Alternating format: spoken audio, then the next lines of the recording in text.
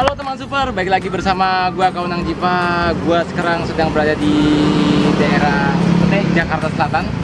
Nah, di belakang gua ini ada kedai namanya Kedai Disto. Dan kedai ini sangat populer di kalangan musisi, seniman. Pengen tahu siapa pemiliknya? Yuk, kita ngobrol-ngobrol. Yo.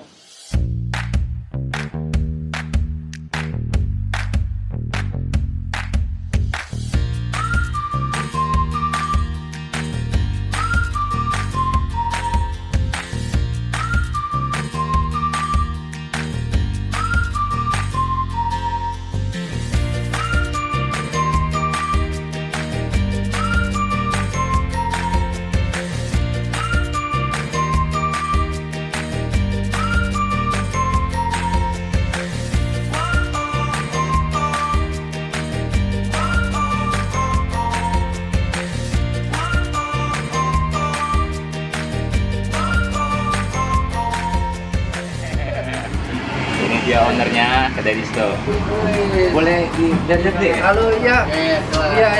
Iya, ini cuman karena kan banyak kita kalau di restoran tuh harus ada stocking. Kadang-kadang apa stoknya kita nggak komunikasi dengan dapur agak susah. Makanya kita biasa ini tulis terus kita cetak. Wah, ini bisa terus saya cuma nih. Ya, boleh lihat ini? Boleh. Kedai patin kegemaran seleb. Iya. Ini ada liputan-liputannya. Awal-awal ya, awal dari yang sini. Semuanya karena perkembangan. Oke. Liputan ini dan saya nggak nyangka itu tiba-tiba mereka datang terus mereka bilang, Mas, gua tertarik Hollywoodnya. Wah, udah sangat di luar dugaan. Ini waktu dulu di Jogja, ya ini grup saya yang dari grup akustikan model-model Beatles, CCR itu sampai ke akhirnya beralih ke reggae. Oke. Nah ini banyak foto musisi, ada yang udah legend, ada yang udah meninggal, ada yang masih. Ya. Ini Mas Chandra. Mas Chandra. Ya. Saya dulu bantuin Cesero. Oke. Lumayan bantuin Cesero lama. Oh iya. Lama tahunan. Ini Mas Ivan ya? Ini Ivan Asterman. Ya. Ini Agus. Ini dulu bandnya Cherokee. Nah, bandnya Cherokee. Ini Rio. Iya, Rio Moreno. Ini Agus ini di Bali, Rio masih di sini. Ini saya main di Santika Hotel dulu. Saya home bandnya Santika Hotel Jogja. Oh iya. Ini Major Seven juga. Major Seven temen juga, makanya saya bagiin beberapa. Boleh lihat dapurnya? Yuk. Sorry ya, berantakan ya. Koleksinya banyak juga nih ya, apa? Hot Wheel-nya nih ya? Ya, biasa sama anak. Oh gitu. Sama anak gua ya. Pemain perkusi harus ada gendang, ya kan? Harus ada. Ini legend. Legend. Ini ciplon apa? Ciplon. Iya. Ini dari yang Sunda sebetulnya. Oh, ini Sunda. Ini ya? Ya, dari yang Sunda. Kalau yang ciplon saya ini kok saya nih. Ini ciplon lagi saya bungkus. Kemarin dicoba untuk main tapi Oh, kirain ini ciplon ya, kemiring. mirip ciplon. Ya ini Chefnya ada berapa ini? Nah, ini chef kita. Ini chef kita. Halo. Pak Bimo. Ini krunya si Oke. Mamat. Ya. Ini lagi ada orderan apa nih? Lagi ada ini orderan patin. Apa? Oh, patin ya? Ya, kali kan patin. Oke. Kalau gitu kita ngobrol-ngobrol ya, Mas. Sambil duduk yuk. Duduk aja yuk. Yo. Enjoy. Ayo. Halo Mas Disto, apa kabar Mas? Ya, baik. Salam COVID. Salam COVID. Sabar. Ya. Wah, udah lama banget gua nggak kesini Mas. Iya. Gila ya. Ya. Lama ya. Gila, lama. Lama Ya. Dari belum atas belum ada. Iya. Tapi pas atas juga udah sempat kesini. Oh iya, kemarin kan ketemu kita. Sama anak itu. Iya. Ketemu kita. Ini dari tahun berapa nih Mas? Tahun 2000 sih. Tahun 2000-an ya? Oh iya. Tapi sebelum tahun 2000 sih udah nyoba-nyoba bisnis di. Jadi gini, kita ada gabungan musisi, tapi itu musisi apa ya? rohani sebetulnya gospel. Nah, saat itu bentuk kafe di daerah Kebun Jeruk, Jalan Terusan Arjuna. Nah, itu bikin. Nah, saya coba, kamu mau isi nggak di situ? Ini untuk umum gitu. Nah, akhirnya bikinlah kecil-kecilan pojok warung gitu. Iya. Mulai belajar situ. Berawal dari situ ya? Berawal dari situ. Sebenarnya di Jogja sudah sering. Awal mulai dari Jogja tuh udah zaman saya kuliah, zaman saya SM kuliah sih palingnya. Kalau nggak punya duit ya jualan. Iya. Enggak, saya di kuliah di Fakultas Hukum malah Atmajaya. Iya. Oh, Atmajaya. Jadi emang ya nyimpang jauh sih, tapi basically ilmunya sebetulnya kalau kita kuliah kan yang diajarin kan logiknya. Nah, logik berpikir, logiknya itu sih yang kita pakai. Kita lihat masa-masa sekarang ini, orang-orang ini kan hebat yang punya apa ya, pemikiran, berusaha punya pemikiran yang loncat berapa tahun. Iya, visioner lah ya. Visioner. Terus bisa akhirnya dapat tempat di sini tuh gimana tuh? Oh, ini sebetulnya ya itu kemurahan dan apa ya, itu salah satu poin dari dunia usaha, Bang. Ada satu bagian yang bisa menyelamatkan kita kalau kita usaha adalah tempat. Dimana tempat itu adalah milik sendiri atau dengan sewa yang harga murah. Tapi yang paling aman adalah tempat milik sendiri. Kebetulan ini memang milik keluarga kan. Nah, karena kita ya, hidup di sini dari tahun 60 ya. Jadi besar di sini, lahir di sini, kemudian ada kita bisa tempat ini keluarga. Dulunya disewa untuk orang lain, cara nggak bener. Saya bilang ke orang tua waktu almarhum, saya bilang saya pakai deh untuk coba berusaha. Oh ya udah terserah, lebih bagus. Iya. Sebetulnya kita loncat mundur lagi. Kenapa usaha? Jadi waktu saya main di Jogja itu kan saya main berapa band gitu. Kemudian sempat jadi home bandnya di Santika. Dan kita gabung di Santika All Star Band itu. Terus ada beberapa lagi musik ya. Termasuk ada Bali Bengong tadi kita. Iya. Dari situ saya lihat kalau saya sakit otomatis saya nggak bisa dapat income. Iya. Kemudian kesininya berkembang sampai ke Jakarta, mulai nih kita pergi, ada tur beberapa kota, sampai sempat di luar. Saya berpikir apa akan seperti ini terus? Kan nggak mungkin. Seorang akan dituntut bahwa kita bekerja, tapi ada income yang lain yang bisa stabil. Dulu saya hobi ikut MLM juga. Ada salah satu MLM dia menekankan bahwa titik pada saatnya nanti biarkan itu uang itu bekerja untuk kamu, bukan kamu bekerja untuk uang. Oh ya, terbalik ya. Saya pikir oh ya benar juga sih.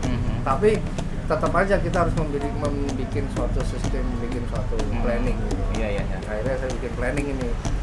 Musik tetap jalan. Saya mulai usaha ini. Tapi saya pikir lagi usaha apa ya gitu. Yang orang akan berpikir dia tidak kena imbas apapun, tapi orang tetap membutuhkan food. Akhirnya oh iya ya, karena dulu saya kecemplung di hotel, saya kenalan dengan beberapa chef. Nah, mereka kasih masukan, sempat di Jogja juga masak, kasih masukan. Oh ya benar juga ya, kita mesti bikin sesuatu yang tidak terkena imbas. Kalau saya bisnis yang lainnya, saya bisa kena imbas juga. Ya. Artinya suatu saat kita bergantung dengan orang, kita nggak punya karya sendiri, itu artinya kita jual produk orang, jual suatu saat produk orang itu dimatiin atau kita nggak bisa apa-apa. Tapi kalau kita punya karya sendiri, kita jalanin, itu kita akan eksis. Oke, berdikari lah ya. Iya, bolehlah masuk ke sini. Cobalah bikin bisnis. Pertama juga saya ketemu sama ayah saya waktu itu. Itu temennya ayah tuh temennya bapak ada chef yang dulu dari restoran Asia di Eropa, masakan Indonesia di Eropa sama di Asia, dia berhenti karena dia apa namanya perpanjangan kontraknya nggak jalan. Nah, wah saya kenalin, wah saya ketemu jadi sahabat saya, namanya Mas Edi, Chef Edi. Ya, dia hebat banget, saya ngajarin saya lebih dalam tentang masakan, terus dengan mengolah saya. Awalnya dia bilang bakso aja, gitu. Terus saya pikir bakso sejuta umat, Iya. orang bikin gitu. Wah Umum jangan lah ya. lah, umum. Ya udah coba kita bikin oriental food aja. Ayo, udah. Dari dia ajarin berkembang sampai akhirnya dia dapat kontrak pekerjaan lagi di kapal. Singkat cerita, saya banyak beliau banyak jasanya ke saya. Dia pindah, Mas kayaknya saya mesti cabut ya, kerja di kapal. terusin ini jangan sampai mati. Saya sedih kalau ini mati gitu. Jalanin aja usahanya terus sampai berapa tahun pun. Nah, udah. Dia berangkat naik kapal, atau mungkin sekarang udah ada di sini lagi. Nah dari situ saya ada pegawai satu yang dulu bekas cook helper di salah satu restoran Itali. Nah dia bilang ngomong, saya punya basic ini Pak, ayo dah ayo. Tapi saya cuma cook helper, nggak masalah, bantuin saya. Jadilah mulai saya berjalan sampai sekarang. Nah banyak keluar masuk pegawai, banyak ini. Oh gitu. Nah iya, kenapa Patin? Nah, saat itu saya mikir di depan ini kan banyak restoran. Kalau saya ikut sama dengan mereka, saya sama-sama aja, nggak ada yang spesifik. Iya. Saya cari jenis ikan yang sulit ditangani. Saat itu ikan ini kurang familiar, yang namanya pangisis. Ikan patin ini tidak familiar, hanya familiar di Sumatera, di Kalimantan. Terus cara mengolah punnya agak sedikit rumit dan panjang. Oh ya, rumitnya emang gimana? Maksudnya harus Rumit, ada, karena dia penanganan. Iya, secara ikannya juga dia ikan yang sebenarnya dia ikan predator dan hidupnya di alam liar tapi dikembangbiakan. Waktu awal-awal bahwa untuk mentangkarkan dia sendiri itu untuk membudidayakan dia sendiri agak sulit. Tapi akhirnya dia jadi. Bisa, Indonesia juga hebat. Bahkan Thailand sempat beli bibitnya ke Indonesia. Gitu. Nah, akhirnya, ikan ini nih kayaknya oke. Karena dia sangat berlemak dan kalau salah ngolah dia berbau tanah. Oh gitu. Banyak orang menghindari. Saya justru semakin banyak orang menghindari untuk pegang itu, saya makin suka. Nah, ya berarti nggak ada orang yang akan observasi. Iya. Saya observasi 3 tahun Ya? untuk jenis ikan ini ya. Sampai akhirnya menemu bagaimana caranya si ikan ini tanpa bumbu yang orang-orang Belanda bilang mahteh, bumbu yang belenek, tapi ikan ini jadi yang bagus. Oke, mulai jalan. Ada masukan dari juru masak saya juga, ada masukan dari pegawai saya yang kiri kanan. Akhirnya saya nemu klik kunciannya. Dah jadilah sekarang. Jadi kenapa ikan patin? Ikan yang spesifik dan rasanya enak.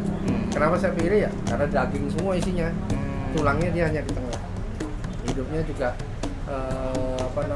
tidak semua orang bahwa ini tuh ikan patin. Dan saya sajikan dengan konsep fresh. Iya. Itu yang mulai. Iya, mulai kenapa jadi ikan patin. Nah, jadi setelah memutuskan bisnis, harus ada bisnis yang bikin kita stabil. Kalau kita nggak main musik tetap dapat income. Apalagi dengan situasi seperti sekarang ya. Iya, apalagi sekarang. Nah, banyak teman-teman yang juga punya pemikiran loncat inovatif futuristik ya. Kedepannya seperti apa?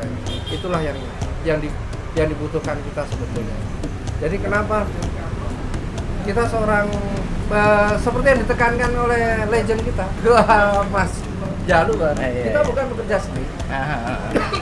Kita adalah musisi dan kita sendiri juga yang ditekankan adalah kita bagaimana kita punya kreasi. Kalau bekerja cenderung kita hanya bekerja tanpa kita kerja seorang kita jadi buruh. Tapi kalau musisi, kalau kita musisi kita harus punya kreasi, punya sesuatu yang kita bisa kerjakan. Nah, kenapa? Karena tidak semua orang punya daya kreativitas dan imajinasi seperti ini. Makanya kenapa kita membedakan dengan insan yang lain, bukannya kita lebih atau banyak lebih ada kurangnya, tapi kita harus kreatif. kita nggak bisa menuntut orang untuk sesuatu, tapi bagaimana kita bisa menciptakan. Iya, tadi seperti yang saya kemarin, kita nggak bisa menuntut orang bagaimana kamu bisa memberi, tapi bagaimana kita bisa memberi. Kan gitu. Jadi semakin kita bisa memberi, semakin kita kita bersyukur. Oh ternyata saya mampu terhadap sesuatu. Nah, makanya kita lah yang punya kreasi, kita ditunjuk. Banyak maaf sih, banyak teman-teman kita musisi yang mengeluh gini-gini terus. Tapi kenapa mengeluh gitu? Sedangkan dengan para pengamen jalanan malah dia tidak mengeluh, tidak nuntut pemerintah berbuat apa, tapi dia malah tetap eksis. Ayo, masa kita kalah dengan itu? Sama seperti tadi teman kita pemain saksofon Devian juga bilang, masa kita kalah sama tukang bakso? Saya bilang, itu sebabnya. Saya sangat setuju ya. Kita lebih dari mereka karena kita punya daya imajinasi, daya kreativitas tinggi. Jangan kita tertekan. Apa sih yang bikin kita menjadi pekerja? Uang sebetulnya. Nah sekarang bagaimana kita bisa bukan menomor dua kan, tapi bagaimana kita bisa tidak seperti itu seharusnya. Uang memang kita butuh, tapi bisa nggak kita kreasi di tempat lain untuk mendapatkan uang sehingga musik ini kita punya kreasi. Itu kenapa saya menjalankan dua. Jadi kita tetap bisa bermusik, tapi periuk rumah tangga tetap terjaga. Ya walaupun dalam perjalanan ini aja naik turun itu pasti proses lah itu. Proses. Tapi kita yakin bahwa apa sesuatu yang kita rintis dari awal tidak akan sia-sia. Banyak sih jatuh bangunnya.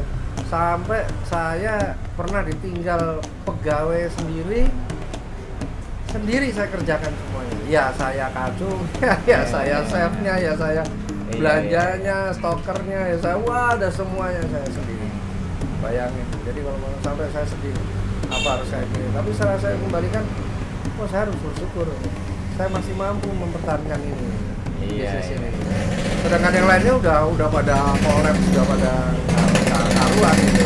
Nah, bagaimana kita berusaha? Karena itulah yang paling berat. Mempertahankan ini. Mempertahankan. Begitu juga musik. Bagaimana kita eksis tetap di dunia musik? Ya itulah paling berat. Otomatis kan pengalaman kita bayarnya besok ya gitu ya. Amplopnya. Buset, amplopnya gitu ya gitu. Saya mulai balik ke ikan patin tadi, akhirnya saya berjuang di bisnis ini dengan ikan patin. Masuk, bikin ini dan tembus. Ya itu. Tapi tadi. sebelum tembus artinya dulu sempat diketawain juga kan? Wah, diketawain awalnya. Bayangin, saya main ketemu teman-teman, jualan patin ya bahasa Jawa ya. Jualan patin, jualan patin, bandar patin, wah diketawain. Gua enggak. Siap, enggak banyak sih teman-teman ya. Terus tiap malam, wah patin piye patin. Seolah-olah itu kayak melecehkan, tapi ya justru itu menjadi pemicu. Ya ini belajar untuk teman-teman. Itu justru cambuk. Cambuk buat kita untuk lebih. Dan ayo. Sebenarnya itu balik lagi ke setiap orangnya sih, apa kalau itu dia menerima seperti apa, negatif apa positif. Iya itu. Jadi energi positif itulah yang kita. Jadi energi negatif yang kita olah menjadi positif. Nah, itulah yang penting belajar. Jadi orang bilang bahwa seniman, dia seniman banget, nggak tepat waktu, nggak ini, salah. Justru seniman diajari ada yang namanya manajemen waktu, manajemen pribadi, manajemen. Nggak cuma ngajarin komposisi dan segala macam, tata bengek, huruf banyak hal ya banyak hal. Makanya banyak kita kenapa sih musisi teman kita banyak ribut, sedangkan pematung, pelukis, terus kreator yang lainnya, film juga kena imbasnya. Mereka nggak ribut minta, nah itu film hancur gitu, hancur. Kabelmen, tuh bayangin kabelmen, kru aja nggak protes gimana aja lah, kru itu kan bantuin kita yang notabene kemampuannya hanya bisa sebagai kru. Nah, itu aja tidak protes itu. Masa ya kita yang sebagai lead kita harus protes itu? Kita enggak lah. Ayolah teman gitu, kita musisi, kita harus berkreasi. Bikinlah sesuatu. Kalaupun mentok ya. Ada saya dengar tadi ya Mas Menang bahwa rekan kita Hendrik jualan. Kenapa? Apa ya ada telur yang kenapa malu? Enggak malu, itu hebat. Iya, ya salut saya. Salut pemain perkusi Hmm. bagus, hebat. Sekarang jualan telur salah, justru Iya. jualan telur inilah yang saya bilang hebat. Karena apa? Dia bisa mengalahkan egonya sebagai orang panggung yang Iya, dipuja, iya. ya kalahkan ego itu. Benar. Nah itu hebat. Benar. Saya bilang, itu sangat hebat. Ya artinya banyak juga sih teman-teman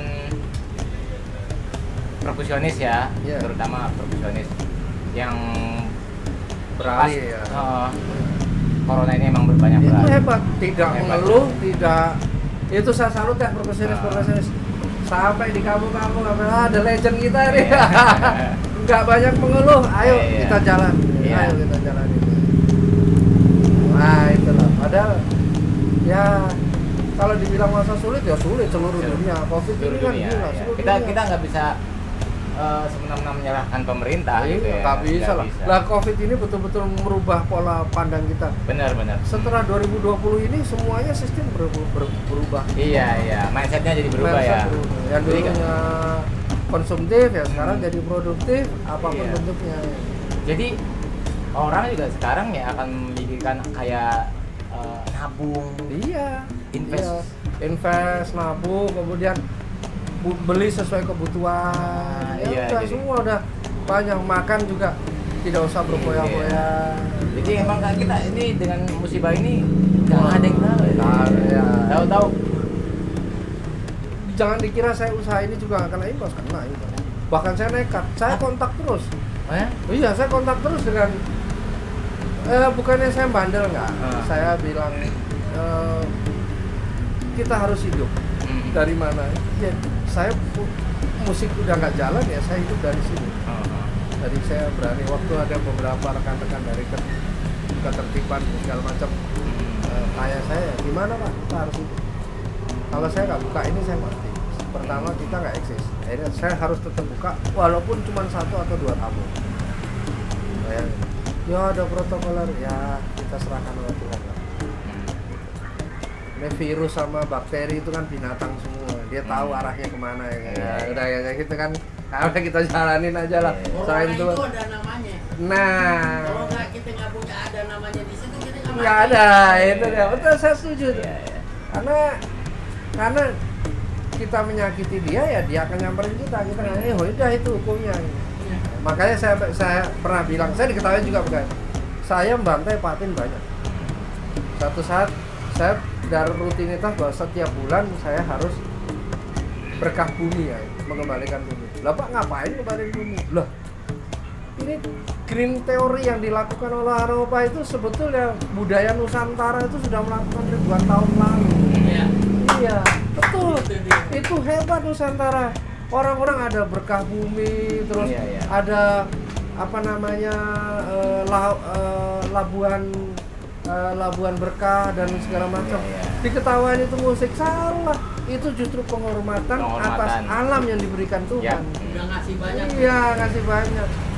Kalau saya bingung, saya mantai. Akhirnya saya rutin saya beli bibit atau beli ikan, saya akan tebar di kali. Sampai dia bilang, mau baca nanti diambil. Oh nggak apa-apa diambil orang, itu jadi berkah buat orang. Dan mulai mengajarkan orang bahwa kita harus melestarikan alam.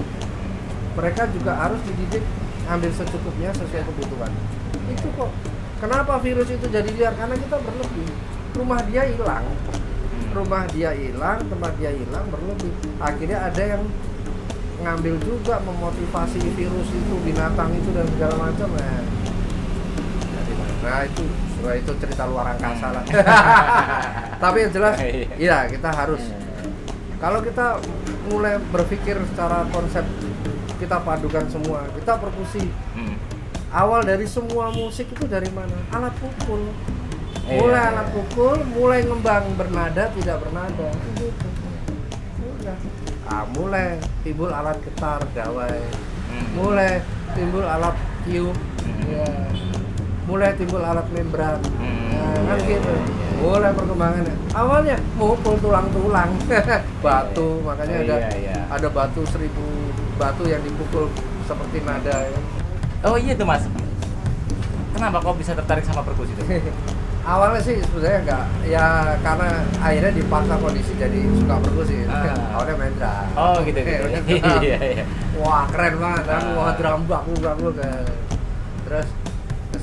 wah drum udah ada, kamu bagus main perkusi. Wah saya masih berontak, saya nggak bisa main perkusi. Bagus, coba aja main perkusi. Akhirnya saya coba belajar perkusi. Ada bimbingan dari teman-teman yang kebetulan sekolah di musik di Jogja. Tapi orang tua Ada. main musik juga? Orang tua gamelan sebetulnya. Oh, gamelan. Ayah gamelan, ibu piano. Oh. Dari zaman kecilnya, jadi gini, di zaman kecil ibu itu merasakan zaman Belanda. Kakek saya itu salah satu orang dulu orang Bumi Putra istilahnya ya, orang Bumi Putra yang seorang guru yang boleh mengajar di European School. Karena nggak banyak dulu guru-guru apa namanya orang pribumi yang bisa mengajar di sana nggak banyak. Nah salah satunya adalah kakek nenek saya. Nah karena mengajar di sana, anak-anaknya dididiklah disiplin selayaknya orang Belanda. Nah, kemudian tetap tidak meninggalkan kebudayaan sebagai orang Jawa. Dulu untuk beli piano itu susah. Oh iya. Ibu saya selalu ngintip orang noni Belanda main piano di tetangga. Gitu. Ibu saya ngintip. Nggak tahu sih, kebetulan banyak orang bilang mbak ibu saya kok mirip kayak orang Indo gitu ya. Nggak tahu, mungkin kakek nenek saya. Akhirnya masuk. Udah mulai diajarin lah piano. Nah dari situ mulai hanya ibu saya dan ada mungkin tante saya atau saya lupa, belajarlah piano. Mulai piano dan mana sampai akhirnya menikah dan ayah memberikan, bapak saya memberikan piano buat ibu saya. Nah itulah yang kita dengar setiap hari. Tapi tidak lupa kebudayaan, bapak suka gamelan dan wayang. Dari kecil saya diajak nonton wayang orang dan wayang kulit. Hampir, karena kebetulan bapak bekerja di pendidikan dan di bidang seni.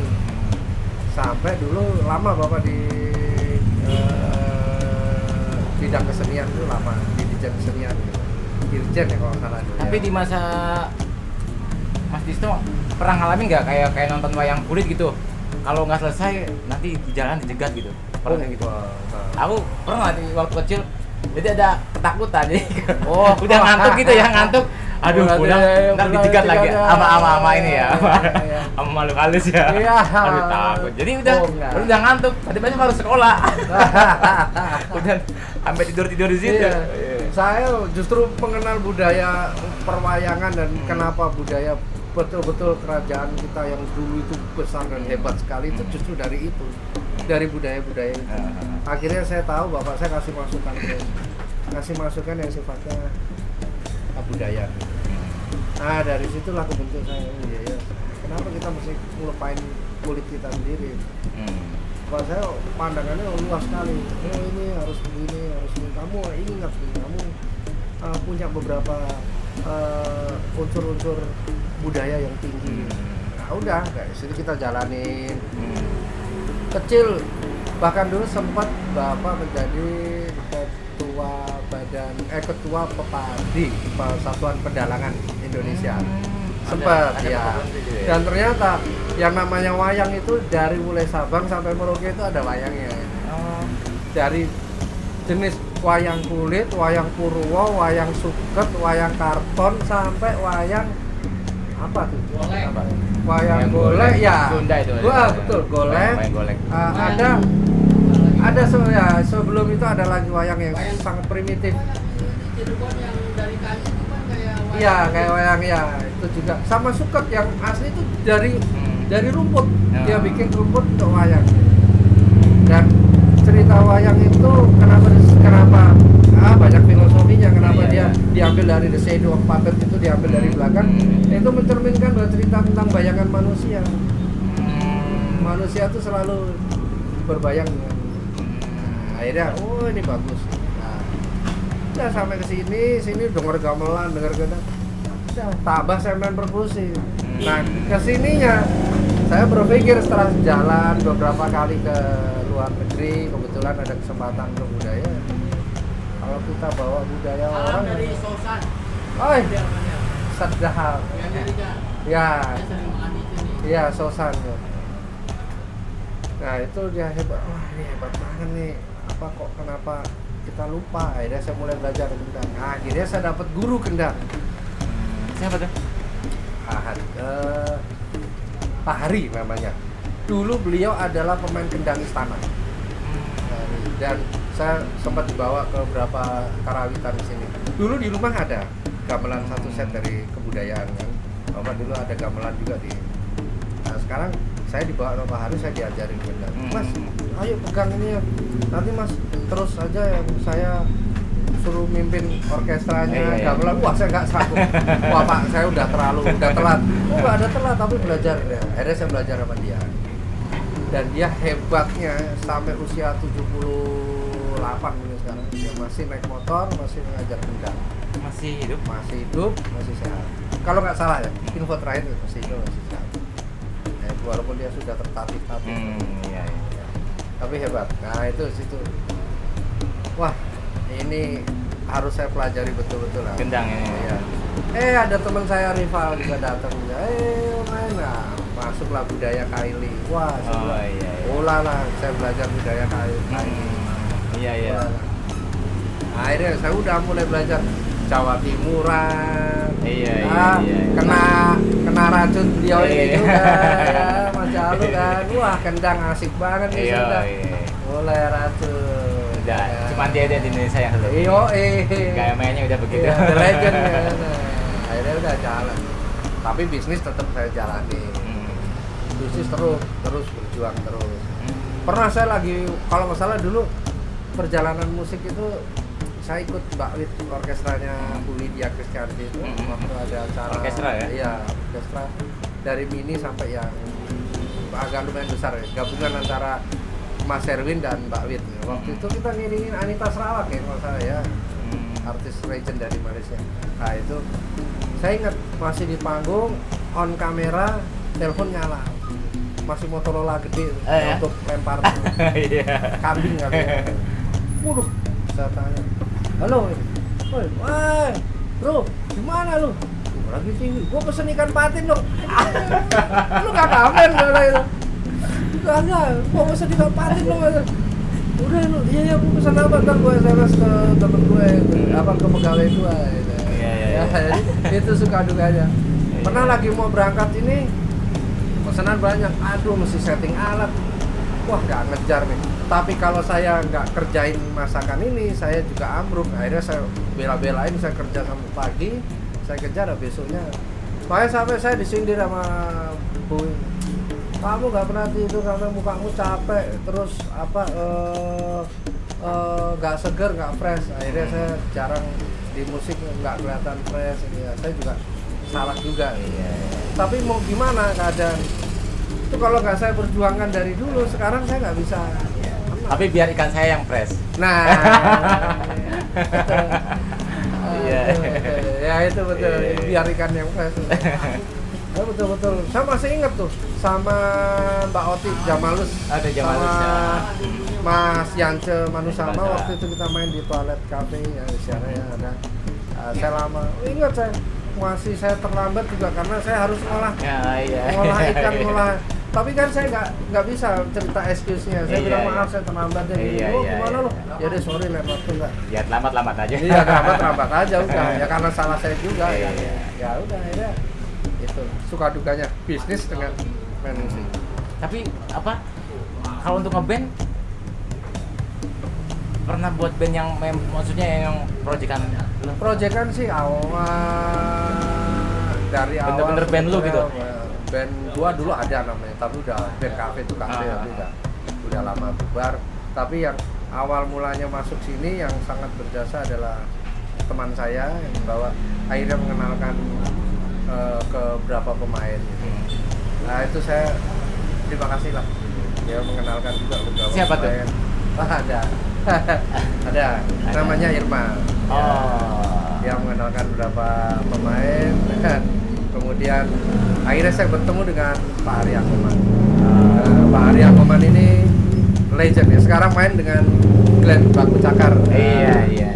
Beliau lah yang mempertemukan saya. Akhirnya saya bertemu dengan The Legend, Jeffrey Talele, Sandy Luntungan, bahkan artis-artis yang apa senior jauh di atas saya banyak ketemu dengan ada Om Johnny Rodi, ada Om Ule, ada wah banyak lah semua musisi yang Dulu sempat main nama ini juga ya, apa?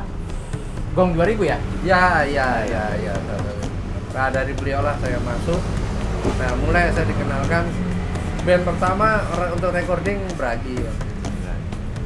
Akhirnya dari Bragi mulai masuk Warna, dia masuk Niki Astria juga, Teteh Niki juga banyak ngajak, walaupun itu tantangan buat saya pertama karena Hari Angkungan betul-betul ini rock lu bisa nggak pakai perkusi Ya. tantangan waktu itu. Wah oke bisa, saya sendiri bingung bisa aja lu itu gimana caranya rock pakai. Akhirnya jadi ngeblend juga. Ada akhirnya bisa ketemu Mas Yanantono, bisa ketemu The Rockers, Iya. Mas Toto Tewel, bisa ketemu semua The Rockers. Iya. Nah itulah keberuntungannya. Akhirnya singkat cerita perjalanan masuk sampai ke grup-grup, akhirnya saya masuklah ke ranah Nusantara. Masuklah akhirnya ya karena banyak yang nyekokin, ayo kita main tradisi. Ayo main lah, jadi masuk ke tradisi. Sekarang tuh Man ya? Iya, sekarang di Man, Man iya, Man. dengan rival Imrannya. Iya. Wah, menarik juga tuh konsepnya. Iya. Apa Dan dengan terakhir main di Pekanbaru ya. Iya, Pekanbaru itu dengan 3 drummer ya, dengan Mas Budi Haryono, kemudian Ronald dan Om Jalu sama saya. 2 perkusi, 3 drummer ya. 3 drummer. Anaknya saya lupa. Siapa? Muridnya Budi. Ada muridnya Mas Budi. Nah, kita bikin sukses ya waktu itu ya, acara itu ya. Acara apa Di sih? Riau. Acara apa tuh? Ulang tahun Riau kalau nggak salah. Ulang tahun apa apa Riau Pos juga. Saya lupa deh itu acara. Nah, itu jalan. Wah, itu emang perjalanan bermusik ya. Ya, mematangkan kita untuk menjadi bukan pekerja seni, tapi kita as musician ya kita menjadi seorang yang penuh harus punya kreasi, harus bikin suatu produk kreasi yang namanya kreasi. Kalau bekerja sini tuh bagian apa lagi? Iya. Nah, bukan di sini ya. Iya, nggak punya imajinasi, nggak punya kreasi. Iya. Nah itulah.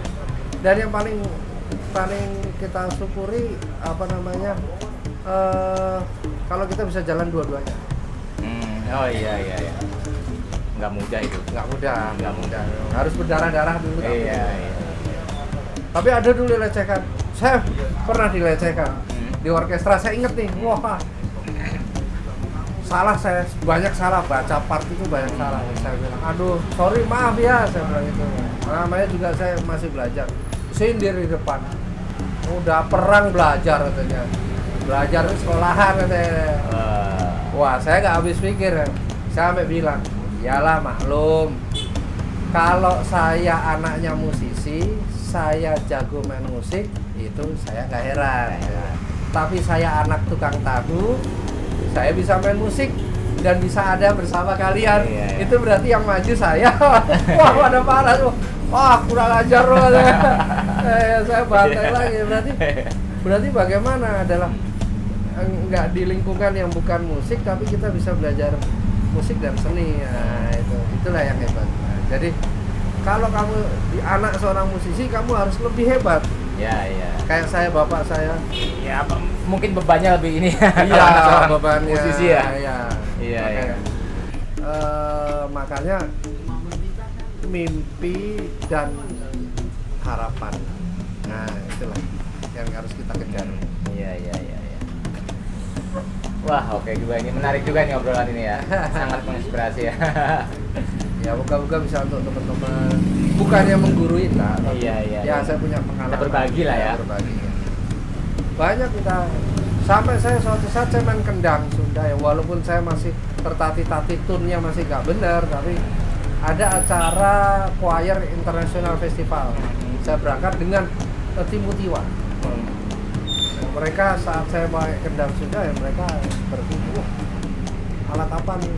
Mereka tertarik dengan alat ini, dan itu membawa grup ini menjadi the favorite grupnya saat itu untuk kelas folklore ya, folklore kalau nggak salah. Kira-kira ada pesan nggak Mas Disto untuk para perkusionis muda? Iya. Ya, belajar itu nggak ada umur. Terus latihan juga nggak ada umur. Terus keep fight, terus coba bikin terobosan sesuatu. Makanya saya sering bilang, apa sih Mas kalau mau belajar itu kalau main musik itu apa basicnya? Basicnya kayak dulu gitu. Wah, kalau gila. Lo gimana mau nggak kayak alatnya Iya, alatnya mahal. Iya, bener. Nah, iya kan? Iya, Kayak iya. dulu. Bener. Kita susah nggak? Iya kan? Iya, iya. Nah, tapi gimana kita bisa mengatasi ini? Kalau kita nggak kaya, Iya, berarti iya. kita harus punya ide. Iya. Berarti kaya itu kan tidak selalu dengan Dengan uang. harta, Iya. pemikiran, Kaya, iya, ya, itu. dengan ide. Bisalah kita belajar dengan orang lain, kita mengabdi dia untuk mendapatkan ilmu. Sama dengan guru perkusi saya, itu orang hebat ya dari Kolombia. Saya dari sekian perjalanan saya bersyukur bisa dipertemukan sama dia. Namanya Bro Faisal de Flores. Ya, Faisal Flores. Ya. Dia gurunya ini juga sih ya, siapa? Siapa tuh? Aduh, yang bule sini main keponga. Oh, si Anu Filipe. Philip. Ya, ya. Ya. Ya. Ya. Dan itu waktu dia di sini dia bilang, itu pesan yang paling hebat." Waktu itu ada kasus bom Bali kalau nggak salah. Philip si Faisal Flores. Faisal de Flores. Dia bilang ada kasus bom Bali, ada kasus. Bro, kenapa lu jangan sedih negara lu? Kenapa gua sampai ke negara Indonesia?